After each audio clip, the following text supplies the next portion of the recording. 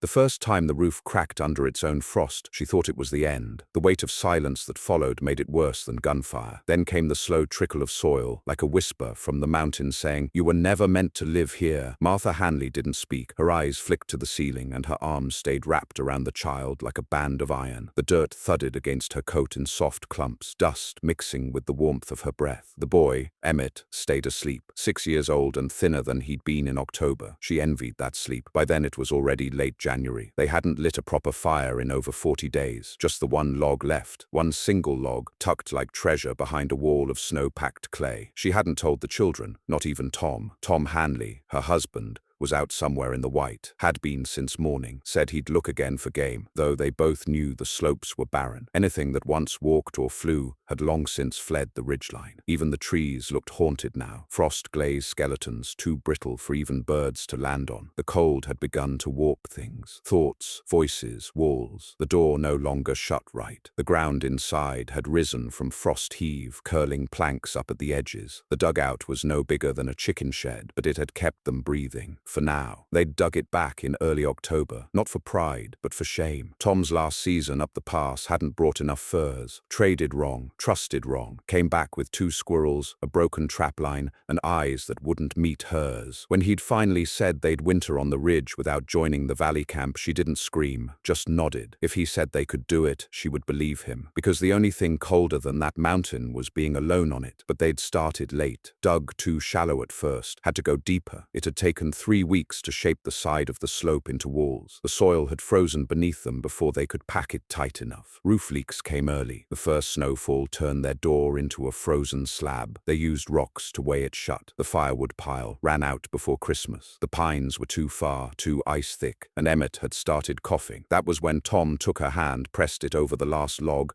and whispered like a dying priest, "Not yet, not till we truly need it." They agreed without words that day that the one log was for the end. Martha had been raised in a valley home with glass windows and neighbors who passed each other bread. She hadn't known silence like this. Up here, wind had a voice, and so did the walls. The mountain told stories if you listened too long. That morning it told her one she couldn't forget, a sound like someone breathing just behind the wall, low and shallow. She hadn't told Tom about that, not yet, not while he was still hoping, but it was Emmett that made her keep going. And Lottie, the baby. Lottie had stopped crying days ago, too weak. Now she just whimpered like a fawn and clutched whatever was warmest. Martha's body heat was all she had left to give. At dusk, Tom returned. She heard the knock, not on the door, but the roof. 3 short thuds, their signal. Any knock on the door meant danger. Roof knock meant, "It's me." He'd made her memorize it. She opened the door with her back, shoulder pressed hard. It moaned open a crack. His face was red and raw, snow clinging to his beard like ash. His eyes were wide. "Nothing?" he said before she could ask. "Not even tracks?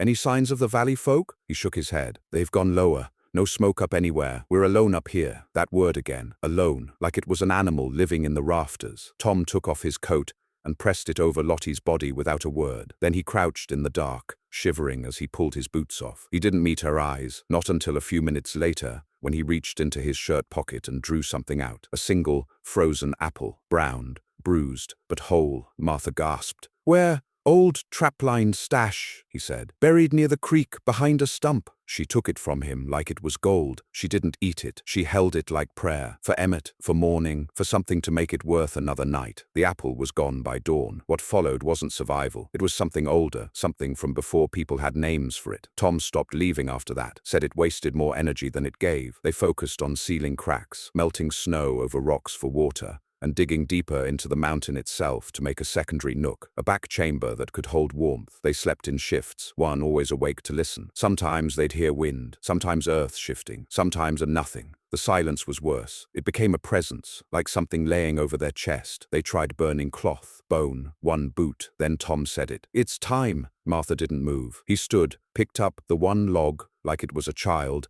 and carried it to the pit they'd made. Not a fire pit, not exactly, more a box of stone and clay that trapped heat. His design hadn't lit it yet, not till now. He placed the log and looked at her. "Lottie's not breathing right," he said. "She needs the heat." She didn't argue, just held the baby while he struck the flint. The spark caught, the log hissed. For the first time in weeks there was light, real light, not candle stub or moon flicker, firelight, and it hurt to see it. They'd grown blind to color. Lottie stirred, coughed, then whimpered again. again. Martha wept. They took turns holding their hands over the flames. The warmth brought back blood to their limbs, but with it came pain. Fingers burned, not from fire, but from life returning. Tom didn't cry, but he pressed his head to the dirt and stayed that way a long time. The fire lasted 3 hours. After, the dark returned like it had never left. But now the dugout smelled of something warm. The air held memory of it, a ghost of heat. That night, Emmett woke up to whisper, "I dreamed of corn." They rationed the warmth by sealing the pit, letting the heat soak into the stone walls. Martha wrapped the children in hides and pressed them against it. It held for a day, then another. But food was gone now. Even boiled hide gave nothing back. Martha tried chewing bark. Tom said no. Might block the gut. They were too fragile now. She started wondering how long a body could stay alive on memory. Then came the knock again, but not on the roof, on the door. Once, then twice, then silence. Martha went cold. She looked at Tom. He was already reaching for the bone-handled knife, the one they never used. Not for food, not for work, only for truth. He crouched to the door, ear to the wood. Another knock. "Could be snow slip," Martha whispered. He shook his head. "No, it's rhythm. Same knock, slow. Like before." He stood, turned to her. "If it's a man, we let him in," he said. "If it's not, you take the kids and go deeper, into the new nook." She didn't move, just pulled Emmett closer. Tom opened the door. The cold spilled in like a scream, but there was no man, just a package, wrapped in cloth, still steaming, a loaf of bread. There was no name on the bread, no note, no footprints, no explanation, just the weight of it in Tom's hands. Warm and fragrant and real. He turned it over twice before stepping back inside, his boots crunching against the frozen threshold like he was afraid it might vanish with the air. Martha hadn't moved from the floor. She clutched Lottie tighter, as if even a miracle might try to take the child from her. Emmett sat upright now too, eyes too wide for the dim light. Tom shut the door behind him, secured the stone weight again. Then he set the loaf on the dirt table, crouched beside it, and just stared. "Still warm," he murmured, "still steaming. Who could have— There's no one up here, not this high, not this late.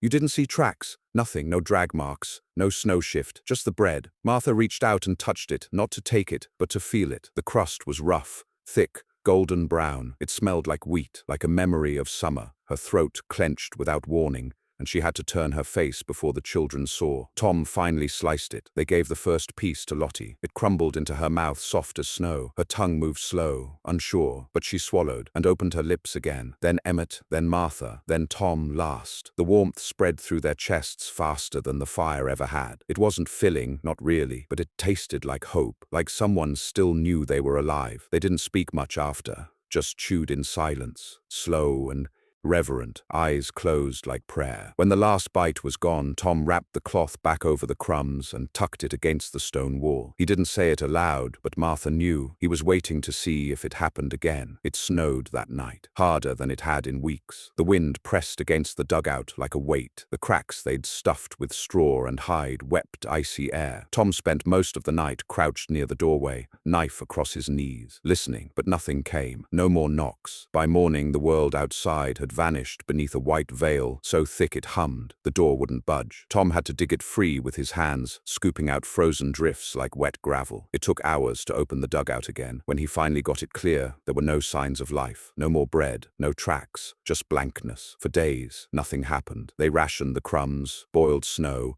and told Emmett stories about birds he'd never seen. Martha made pretend tea from pine needles just to give his lips a different taste. Tom stared at the walls for hours, calculating nothing. A man with no tools left but thoughts. The cold pressed in harder. Their clothes stopped drying. Martha began to cough, and still they didn't burn anything else, not even bones. They were past that. Then 5 days later, it happened again. A knock. Twice, then silence. This time, Tom didn't hesitate. He rose, threw the door open. Nothing, no one. But in the snow sat a bundle, wrapped in hide. Inside, smoked meat, cut thin and coiled like ribbon. Jerky, still warm. He brought it in like a relic, unwrapped it slow. Martha didn't ask questions, neither did Emmett. They ate, and again, there were no tracks. This time, Tom stepped out barefoot into the snow to check. He circled the dugout twice, climbed the slope 30 paces, looked to the trees. Nothing. He came back in shivering, jaw clenched, eyes distant. "I don't like it," he finally said. "It saved us. I know. That's what I don't like." They sat that night with the meat in their bellies and a new fear in their throats. If someone knew they were there,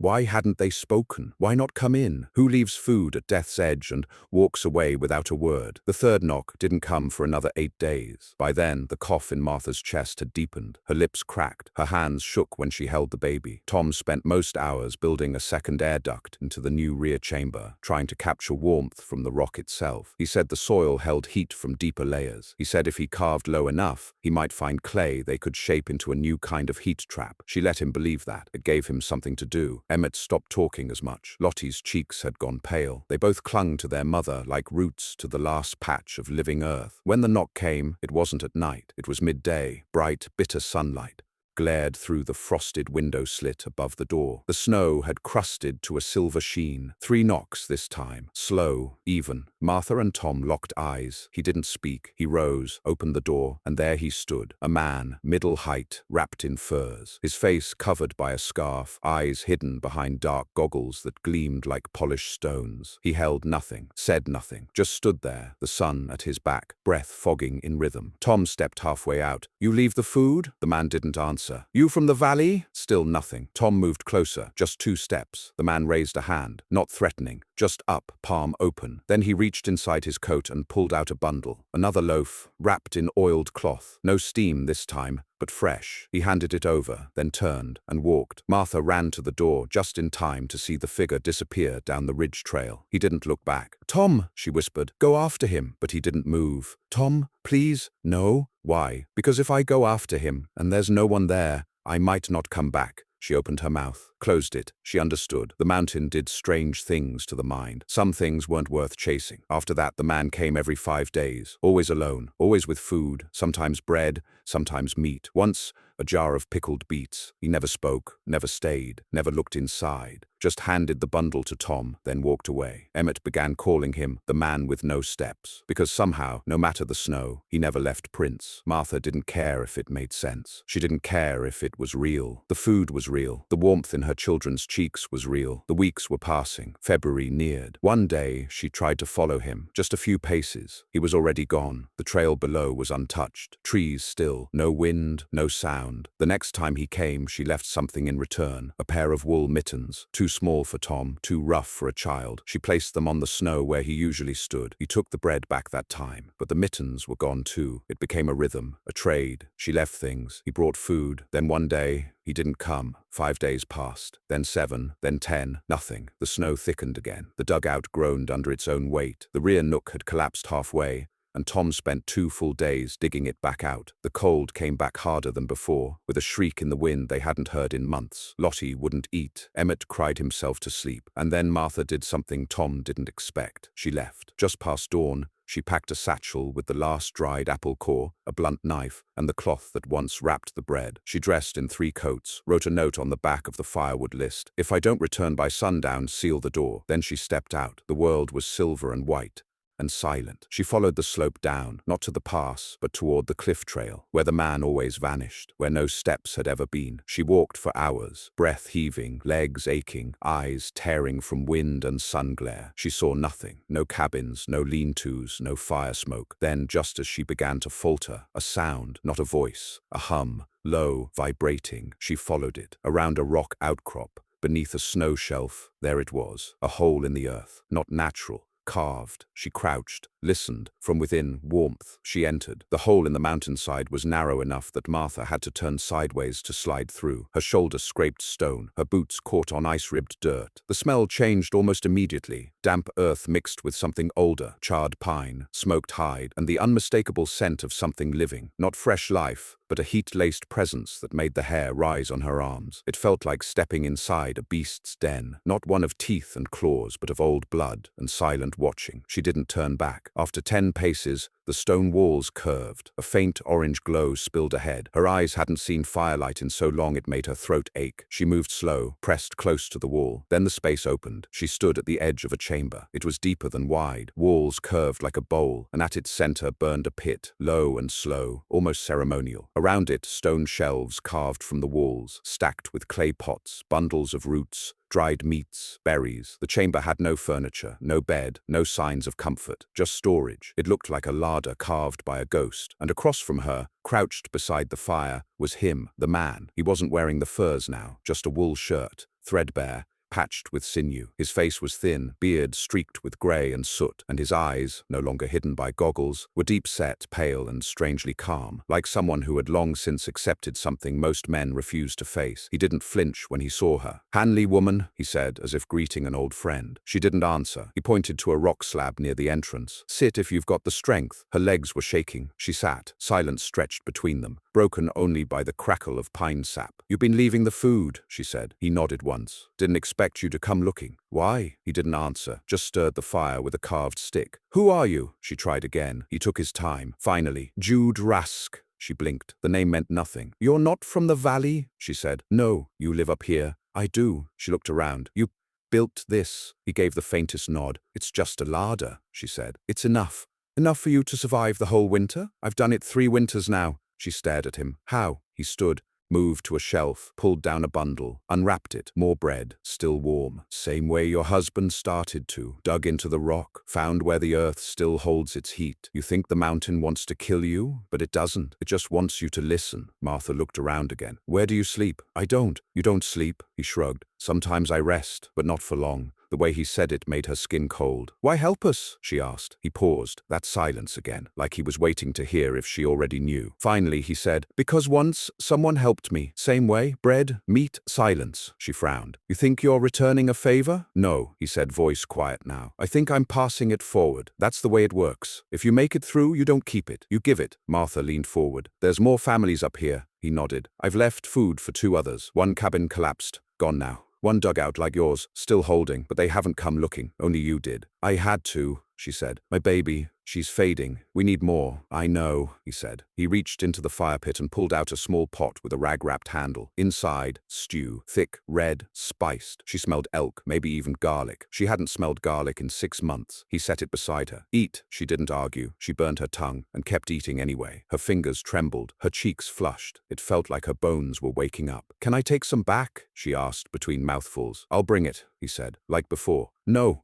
she said, setting the pot down. "Let me carry something. You've done enough." He studied her face a long time. Then he wrapped 2 bundles, one of meat, one of roots, and handed them over. "Tomorrow," he said, "there will be a storm, harder than you've seen." She froze. "How do you know?" He smiled faintly. "The mountain told me." She didn't press. She didn't laugh. She believed him. She stood, shoulders trembling, arms full. He looked at her one last time before she turned to go. "Next season," he said, "dig lower. Use rock, not timber, and seal the air vents with clay, not hide." "I will." "Martha?" She turned at the sound of her name. His voice dropped. "Don't burn the last log yet. It isn't time." She nodded, and she left. She returned just after sundown. Tom pulled her inside like she'd been gone a month. His hands flew to her face, her arms, her waist. "You walked," he whispered. "You walked and came back." She set the bundles on the table. "We're not alone, Tom. There's a man, Jude Rask. He's been feeding more than just us." Tom's eyes narrowed. "He wants something in return?" "No." "He will." "No, Tom." He looked at her hard. She placed a hand on his chest. "He doesn't want anything. That's not how things work." "It is now." The storm came, just like Jude said. It started with a low howl that built into a roar. The dugout shook. The stone they'd packed into the walls began to sweat. The roof leaked in 2 places. Emmett cried through the night, and Lottie wheezed against Martha's chest. Tom stood most of the night at the wall, whispering things he thought she couldn't hear. When it ended, 3 feet of snow blocked the door. They were trapped inside for 2 days, but the food held, and when they finally dug their way out, there was another bundle waiting. Bread, and this time wrapped with it a folded piece of cloth. Inside, seeds, beans, carrots, squash. Tom held them in his hand like holy relics. "He wants us to plant," he whispered. Martha nodded. "He thinks we'll survive."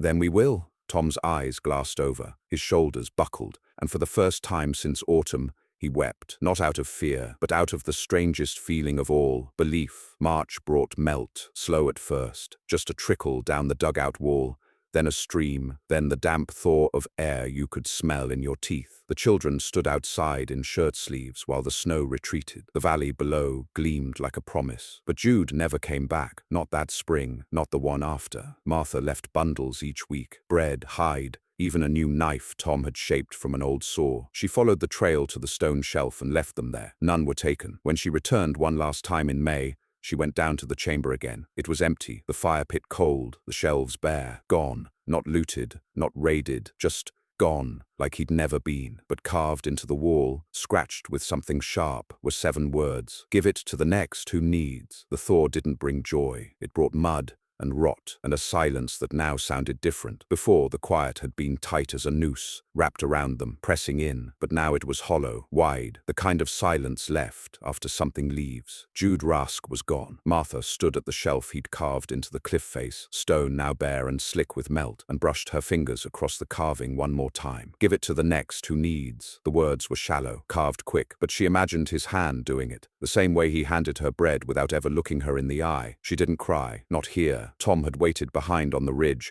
said he didn't want to see the chamber again, said if the man was truly gone, there wasn't anything to find but old ghosts. But Martha needed to go, not to find Jude, but to understand what he'd left behind. The cave was stripped, not ransacked, just deliberately emptied. He'd taken what he could, or someone else had. Either way, there was no fire, no pot, no bundles. But what struck her was that he hadn't buried the space, hadn't hidden it, hadn't sealed the entrance with snow or collapsed the roof. He'd left it open, like a door, for the next one. Spring came slow in the mountains. Tom dug until his hands bled, shaping the soil around their dugout into furrows. They planted the seeds Jude had given them, with a care bordering on ceremony. Emmett helped where he could, and Lottie, though still weak, could now stand without help. Martha watched them from the slope, arms crossed, heart caught between the fear that they might not survive another winter and the guilt of believing they actually could. The valley folk returned by mid-April, families that had gone down into the forests to winter. Wagons returned up the slope. Children came with them. Some had lost loved ones. Some had stories to trade. But when Tom told them about the man who left bread in the snow without prints, the others only nodded once, then changed the subject. A few of them knew the name Jude Rask. None would speak of him long. Martha heard once, in a whisper from a woman missing 2 fingers, that he had been a trapper years ago, lost his wife in a slide, vanished into the ridge after burying her with a broken spade. No one saw him again until the food started showing up. And then the stories began. Wild ones, that he lived underground, that he could hear footsteps through stone, that he burned nothing but was never cold, that he once survived a whole winter on tree bark and prayer, that he wasn't a man at all, but so did the people. Dugouts replaced cabins, stone replaced wood, air ducts replaced chimneys. The ridge stopped being a place of exile. It became a place of memory, of design, of survival, and at the center of it all stood a flat stone shelf. No name, just a carved line, and below it, under a wrap of cloth, a loaf of bread. By the 5th winter, the trail up to the Hanley Ridge was no longer hidden. It was worn just enough to follow if you looked hard. Flattened grass, broken twigs, a curve in the slope where footsteps had gone one way too many times to be erased by snow. But it still felt secret, sacred. Not a road, not a migration route. More like a whisper passed down through calloused hands. And the ones who followed it never spoke loud when they arrived. They came carrying silence. Sometimes it was a man with 2 children wrapped in a tarp made from his wife's coat. Sometimes it was a widow holding her brother's child like a bundle of roots, sunken eyes scanning the trees for threats that had long since vanished. Sometimes it was a boy, barefoot, dragging a broken sled, not speaking a word for 2 weeks until Martha caught him one morning humming to Lottie's old lullaby. And always, when they came, there was bread waiting, or beans, or stew left steaming beside the carved shelf. That final winter, they hosted 9 souls in total, not all at once, not all in the same dugout. Tom had built 2 more chambers by then, low and dry, angled into the slope like the bowels of the mountain itself. He'd stopped calling them shelters. He called them rooms, because they weren't hiding anymore. They were living. The single log remained untouched. Years had passed. Tom had forgotten where he buried it. The hiding spot was too good. Maybe it had rotted. Maybe the children had dug it up once and burned it without knowing. But Martha never worried, because the log wasn't a thing anymore. It was an idea, a line they never crossed. The reminder that survival was not about how much you had, but how little you needed to give it forward. Still, she hoped it never surfaced again. Not because she feared using it, but because she feared what it would mean. And then came the night it almost did. It was early February. A warm spell had melted too fast and turned the slope to slush. One of the newer families, an older man and his adult daughter, had set their venting shaft too high and too narrow. The wall collapsed in the middle of the night. The roof came down. The fire pit cracked. Clay burst into splinters. The daughter screamed. The father's leg was pinned beneath a stone. Emmett, now 16, had been the first to hear it. He ran barefoot through the slush, pulled the door loose with a broken tool handle, and shouted for Tom. They pulled the man free, brought him into the original dugout. His leg was crushed. He'd live, but he'd never walk without help. The daughter was silent the whole time, not with fear, but shame. "We built it wrong," she said. "We did everything you said, but not deep enough." Tom nodded slowly. "Then we built it again, deeper this time. I don't want to take your space," she whispered. "You're not," Martha said. "You're sharing it." That night, the temperature dropped again. The walls groaned. Lottie pressed her face against her mother's arm and asked if they had enough to last. Martha looked at Tom, and for the first time in years, they went to check the place where they'd buried the log. It was still there, wrapped in oilskin, uncracked, dry, but they didn't burn it. They stood over it for a long time. Then Tom said, "Let's bury it deeper." So they did. They carved a hollow beneath the new chamber, placed the log there like a treasure, and sealed it with stone. By spring, the girl with the broken father had begun to dig her own chamber, deeper. She didn't ask permission. She used a broken pickaxe and a carving chisel and worked until her hands split. Emmett helped her after the third day. They spoke little, but they dug together for weeks. By summer, her chamber was the most secure on the ridge, and she called it Jude's room. The name stuck. They carved it in stone, shallow like the old man had done. Others began adding signs, small ones, painted strips of wood, charcoal drawings, circles with dots at the center, marking heat vents. By the 7th year, there were 9 chambers, and a community of 17 people, each with their own fireless system, each with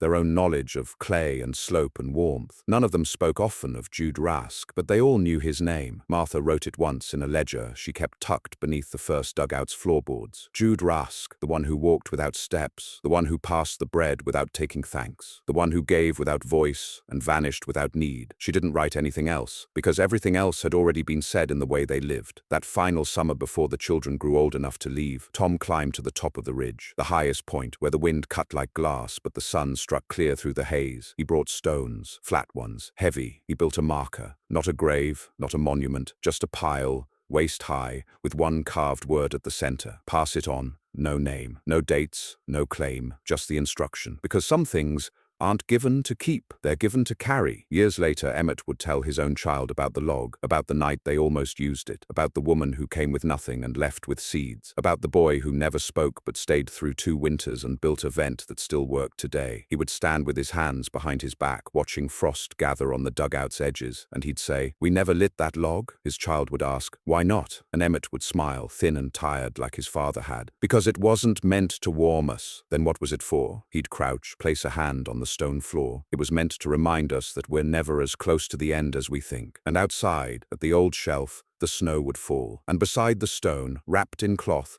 would sit a single loaf of bread, still warm,